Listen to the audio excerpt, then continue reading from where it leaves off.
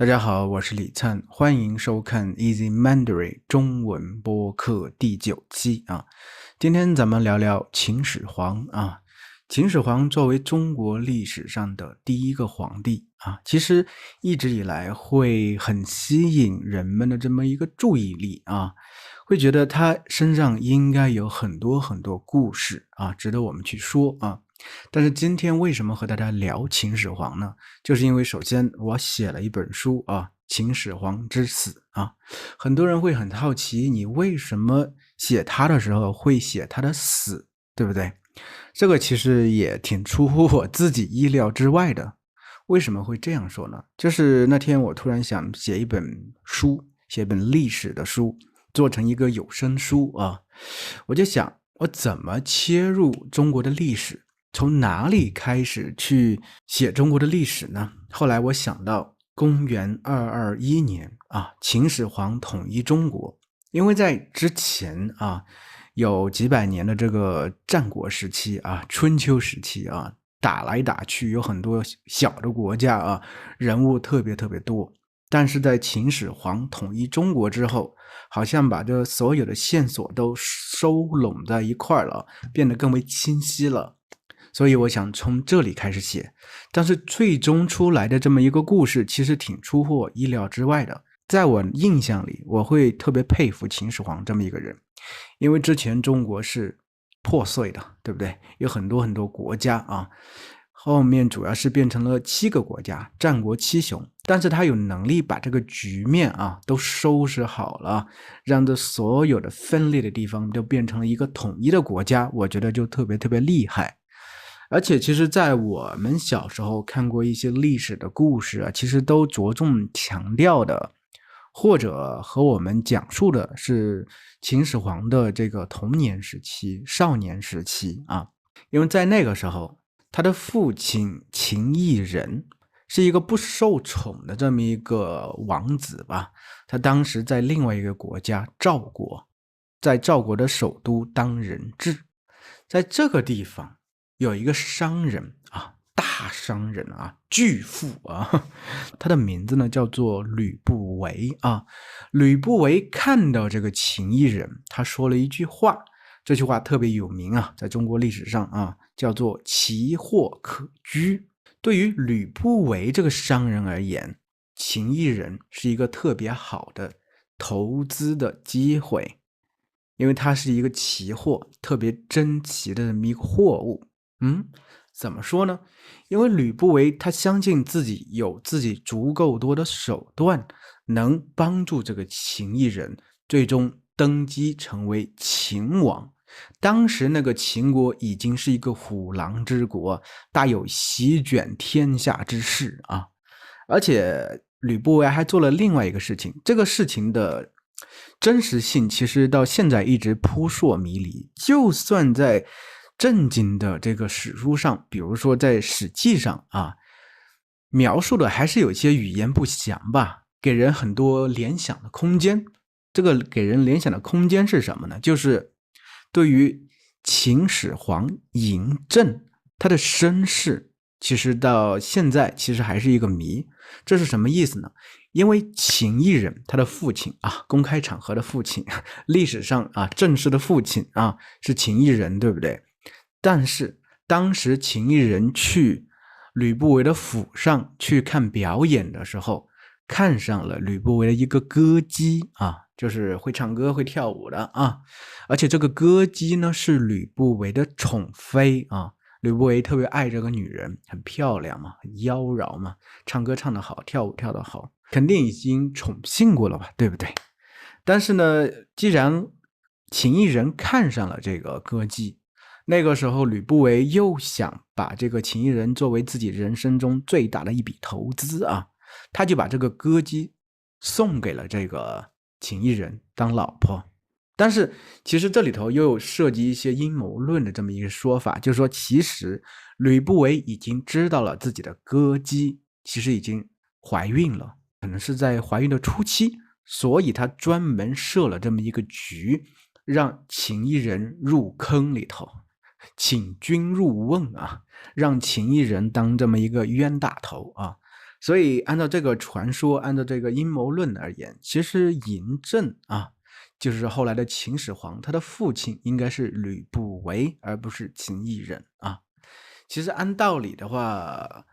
我觉得一个人的年少时光对这个整个人的这个性格的塑造都是有特别深的影响的。所以秦始皇他的性格上面有很多的问题，其实在年少的时候已经造成了啊，已经开始萌芽了，对不对？但是这些更多是我们老百姓的茶余饭后的这么一些谈资啊，觉得很有意思啊。当然后来有一些电视剧啊等等也助长了这些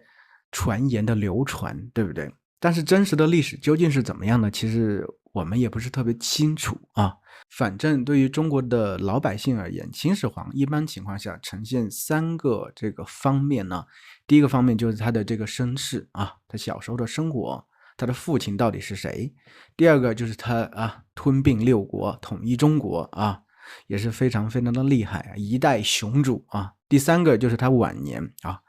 就是他晚年有很多大工程啊，对吧？建造了很多宫殿，对不对？然后修建万里长城，对不对？还有就是秦始皇陵啊等等啊，这征调民夫非常之多，让老百姓怨声载道啊。但是特别是他第3个阶段呢，很多人我们都只是通过历史书也罢，通过别的人叙述给我们也罢，都是比较的这个单一的，用一个词儿就能概括的，就是暴政啊。但是等到我准备写秦始皇之死的时候，一开始我甚至没有想写秦始皇之死，我只是想从公元221年这一年切入，就是在他统一中国这一年切入，我想看一看他从统一中国到他死之前这段时光，他是怎么去过这段时光的。以前看《史记》的话，就发现在他统一中国之后，这会很长一段篇幅都是讲他东巡的，甚至有很多这些原来的这些文章留下来，就是很枯燥很无味的，当时我都没有任何兴趣去看啊。这回呢，就像我提到了我在看这个《资治通鉴》啊，通过《资治通鉴》教我儿子历史还有古文嘛，我就想着把《资治通鉴》看一下，结果一看不得了就是我在爬书这些历史事实的时候，我发现了一个完全和我想象中不一样的，和我印象中不一样的秦始皇。我发现秦始皇原来他并不是只是一个暴君而已，他有很多他本身的一些问题，他一些心理问题，他的一些追求。你想想看，一个人在他38岁的时候，就是公元221年，已经达到他人生的巅峰了，这个巅峰已经很难再跨越了。这个时候他是不是突然之间会生出一种巨大的空虚感？对，我就是从这个角度开始切入这个故事的，就是秦始皇之死这么一个故事。而且在写的过程中，我真正的去带入了他的心情，我去想象他在当下是一个什么样的状态。我虽然采用了这些素材都是在《资治通鉴》上都有的这些素材，但是我帮他进行了加工整合，然后串联，然后对一些东西进行了一些深化。我想更探讨一下，更深入的挖掘一下他当时是一个怎样的心态，甚至更想探讨一下他在一些达到人生巅峰之后，然后后来去追求长生不老这条路上求而不得，然后同时他身边其实没有任何值得信任的人，甚至包括自己最亲爱的孩子也是一样。这个时候他到底是一个什么样的心情？应该是一个特别孤单落寞甚至特别脆弱的这么一个状态吧。所以我通过这个状态切入写这么一个故事，而且在写的时候我突然之间就是意识到啊，之前我曾经做过一期视频，就说我以前觉得我很喜欢文学等等等啊，感觉好像很多东西都很虚，对不对？其实在写的时候我才发现，就是文学这个东西的本质我才真正的理解。文学并不是炫技炫耀你的文笔有多好，而是文学它其实和科学哲学我觉得是一脉相承的，它就是去探究一个事物的本质，一个人的本质。而同时在这个探究本质的过程中，我们能更好的呈现这些人的这个状态，这些事件的真相，以及你这些文字上带来的一些给人心灵上的这种冲击、洗涤也罢。就是在写的过程中，我才真正的发现呢，其实很多时候一些比较简单的文字，经过一些锤炼，经过一些选择，它是能带来一些真正让人感动的，会让人在心里激荡起一些特殊情绪的这么一些力量啊。其实在这个状态下，我其实才和自己真正的和解了，就是我就是一个文艺青年，我就是喜欢文学，我不用去否认自己，我可以通过这些故事，通过一些和前人的古人的这种心灵上的沟通，我去看他们的人生，我去深入他们的心灵，我会采用一些就是融入我血液里头这些文字，把它所有东西表现出来。在那一刻我是非常非常高兴的。同时后面我还做了一个有声书的版本，在读有声书版本的时候，我把自己更多的情绪在文字上其实很难传达出的那种情绪都展现出来了。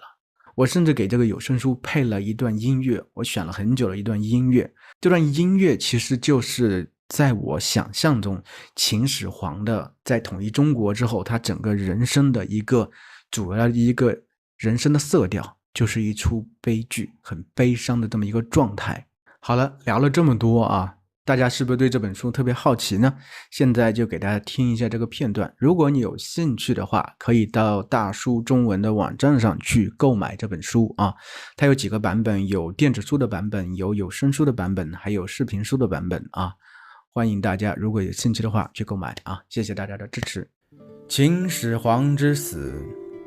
公元前221年，在这一年发生了一件大事儿。秦始皇统一了中国，他成为了中国历史上的第一位皇帝。在这之前，中国的土地上有7个国家并立，他们分别是齐、楚、秦、燕、赵、魏、韩。秦国经过几代君主的励精图治，终于在秦始皇在位期间统一了中国。这一年，秦始皇嬴政38岁，他在这一年达到了人生的巅峰。他把整个国家分成了36个郡，同时收缴了天下的兵器，都送到首都咸阳来销毁，还用融化的金属做了12个巨大的金人。同时他每吞并一个国家，就在咸阳以北仿照他们的宫殿，再盖了一座一模一样的宫殿。